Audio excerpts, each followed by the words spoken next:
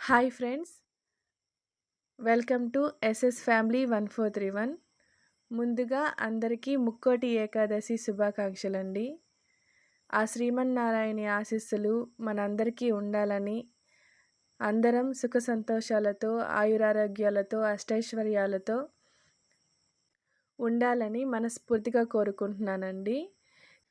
ఈరోజు వీడియోలో అయితే వైకుంఠ ఏకాదశికి నేను ఎలా పూజ చేసుకుంటున్నానో ఈ వీడియోలో అయితే మీకు చూపించబోతున్నానండి. ఈ రోజున శ్రీ మహావిష్ణువు 3 కోట్ల దేవతా సమేతుడై భూలోకానికి వచ్చి ఉత్తర ద్వారం ద్వారా దర్శనం ఇవ్వబోతున్నారండి. అంతటి పవిత్రమైన ఈ రోజున మనము నియమనిష్టలతో పూజ చేసుకుంటే ఆ శ్రీమన్నారాయణి అనుగ్రహం పొందవచ్చు. ఈ రోజున ఉదయాన్నే లేచి స్వర్గవాకిళ్ళతో ముగ్గు అయితే వేసి అలంకరించుకున్నానండి గడపని. ఉదయం లేవగానే తలస్నానం చేసి పూజకైతే అన్నీ సిద్ధం చేసుకున్నానండి. ఈరోజైతే నేను ఒక్కపొద్దున్నాను, అంటే ఉపవాసం ఉన్నానండి. ముందు రోజు నైట్ నుంచి ఏం తీసుకోలేదు, మార్నింగ్ నుంచి కూడా ఏం తీసుకోలేదు. పూజ అయితే చాలా చక్కగా జరిగిందండి. 7 పిండి దీపాలతో దీపారాధన అయితే చేశాను. పూజాహారతి అయ్యాక శ్రీ వెంకటేశ్వర స్వామి అష్టోత్తర శతనామావళి గోవిందనామాలు చదువుతూ వెండి పుష్పాలతో అభిషేకం చేశానండి. వెంకటేశ్వర స్వామికి పూజ చేసుకునేటప్పుడు తప్పకుండా లక్ష్మీదేవికి కూడా పూజ చేసుకోవాలండి. నేనైతే వెండి పుష్పాలతో లక్ష్మీదేవి అష్టోత్తర శతనామావళి చదువుకుంటూ నా పూజ అయితే ప్రారంభించాను. చాలా అంటే చాలా బాగా వచ్చిందండి. నాకే చాలా ముచ్చటేసింది శ్రీనివాసుని చూస్తుంటే. ఏదో నాకు తెలిసిన దాంట్లో నాకున్నంతలో నేనైతే ఇలా జరుపుకుంటాను. నాకు షాప్ ఉంది కదండి, శారీస్ ప్లస్ స్టిచ్చింగ్ ఉంటుంది. పండగల సీజన్లో ఫుల్ వర్క్ ఉంటుంది నాకు. సో నాకు తోచినట్టుగా నేనైతే ఇలా సింపుల్గా పూజ చేసుకుంటానండి. సో ఈవినింగ్ అయ్యాక టెంపుల్కి అయితే వెళ్తున్నాము. నేను ఎప్పుడు కానీ టెంపుల్కి ఈవినింగ్ టైంలోనే వెళ్తానండి. ఎందుకో తెలీదు, నాకు ఈవినింగ్ టైంలోనే టెంపుల్కి వెళ్ళాలనిపిస్తుంది ఎక్కువగా. ఆ లైటింగ్స్, వాటి వెలుతురులో దేవుళ్ళ దర్శనం చేసుకోవాలంటే నాకు చాలా ఇష్టము. సో మేమైతే స్టార్ట్ అయిపోయామండి. మా కాళహస్తిలో చాలా ఫేమస్ అండి టెంపుల్. చాలా అంటే చాలా ప్రశాంతంగా పీస్ఫుల్గా ఉంటుందండి. పెద్ద గుడి తర్వాత నాకు ఈ టెంపుల్ అంటే చాలా ఇష్టము. ఇదొచ్చి తొండమనాడు అండి. తొండమనాడులో వెంకటేశ్వర స్వామి టెంపుల్.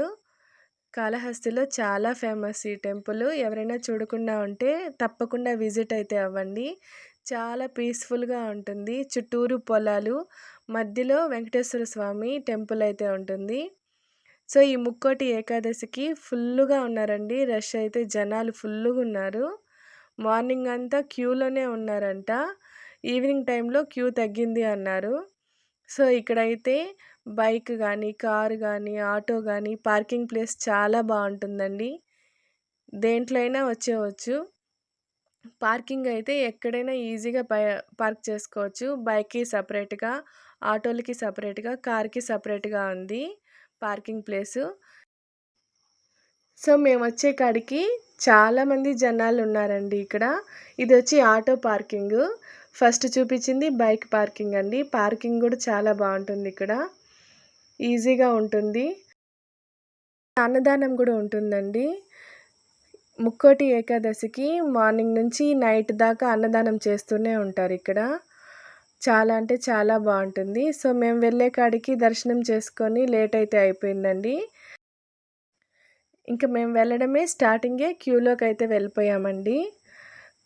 కొబ్బరికాయ బయట కొట్టుకోమన్నారు, కానీ మేము దర్శనం చేసుకొని వచ్చాక కొట్టుకుందాం అనుకున్నాము. సో లోపలికి వెళ్ళి చూడంగానే షాక్ అయ్యాము. ఈవినింగ్ టైం కదా, అంతమంది జనాలు ఉండరులే అనుకున్నాము, కానీ వెళ్ళంగానే చూసాము 5 లైన్లు అయితే ఉందండి, క్యూ లైన్. సో వాటంతా చుట్టుకొని వెళ్ళే కాడికి మాకు 1 అవర్ పట్టింది. కానీ సర్రని ఫాస్ట్గా అయితే వెళ్ళిపోయిందండి క్యూ లైన్, ఎక్కడ ఆగలేదు. మా పిల్లలు చూడండి షాక్ అయిపోయారు. అంటే ఎప్పుడు మేము వచ్చినా డైరెక్ట్గా దర్శనం చేసుకొని వెళ్ళే వాళ్ళము. పిల్లలనైతే రేర్‌గా తీసుకొస్తానండి ఫెస్టివల్ టైంలో టెంపుల్‌కి. ఈ క్యూ లైన్‌లో అస్సలు ఉండలేరు వీళ్ళైతే. చూసారా మా పాపోళ్ళ మొహం ఎలా అయిపోయిందో? డల్ అయిపోతారు క్యూలో నిలబడాలి అంటే.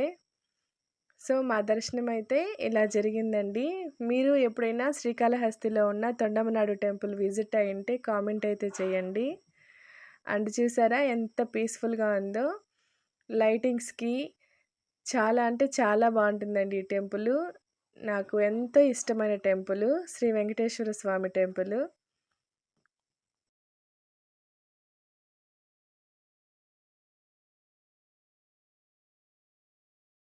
ఈరోజైతే పూర్తిగా ఉపవాసం ఉన్నానండి.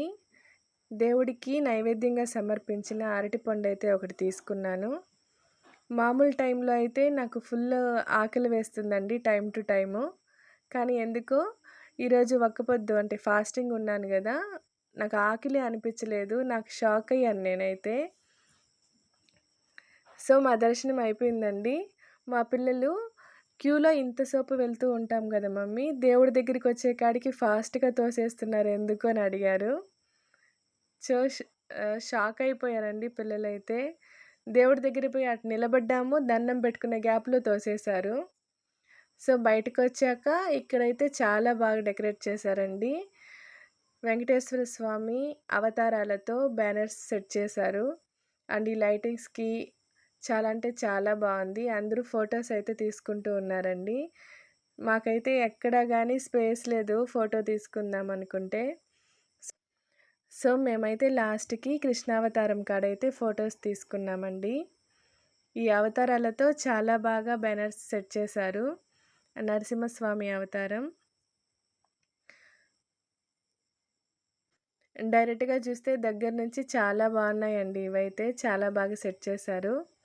ఇది వామన అవతారం. నేనైతే అన్నీ షూట్ చేశానండి.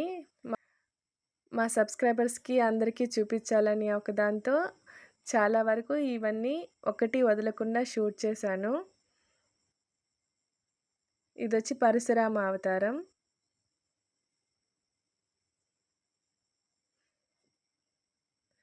డెకరేట్ అయితే చాలా అంటే చాలా బాగా చేశారండి. చాలామంది ఫోటోస్, వీడియోస్ తీసుకున్నారు. ఈ వీడియో నేను వైకుంఠ ఏకాదశి రోజే అప్‌లోడ్ చేద్దామనుకున్నానండి యూట్యూబ్ ఛానల్‌లో. కానీ నాకు లైట్‌గా ఫీవరు, కాఫ్ ఉన్నింది. కోల్డ్ అయిపోయినింది. వాయిస్ అస్సలు రాలేదు. ఇప్పుడు గూడా అవ్వట్లేదండి. కానీ లేట్ అవుతుంది గదా! ఒకసారి అప్‌లోడ్ చేద్దాము అన్న ఒక దాంతో ఈ వీడియో అయితే అప్‌లోడ్ చేస్తున్నాను. చాలామంది మన వీడియోస్ చూస్తున్నారండి. సబ్స్క్రైబ్ అయితే చేసుకోవట్లేదు. ప్లీజ్ మీ సపోర్ట్ అయితే నాకు చాలా అవసరం. సబ్స్క్రైబ్ చేసుకోండి. మా వీడియో నచ్చితే లైక్ చేయండి, షేర్ చేయండి, కామెంట్ చేయండి. నా బిజీ లైఫ్‌లో నేనెంత వర్క్‌లో ఉన్నా ఫెస్టివల్స్ టైంలో దీపారాధన కంపల్సరీ చేసుకుంటాను. టెంపుల్స్‌కి ఈవినింగ్ టైంలోనే వెళ్తాను. చాలా టైర్డ్ అయిపోయానండి. హెవీ స్టిచ్చింగ్ వర్క్ ఒక్కటే హ్యాండిల్ చేస్తాను కదా! నా వల్ల అయితే అస్సలు అవ్వట్లేదు. సో, పిల్లలనైతే తీసుకొనొచ్చేసాను. ఇంక మా దర్శనం అయిపోయింది. ఇంక ఇంటికైతే వెళ్ళిపోతున్నామండి. Please support me all.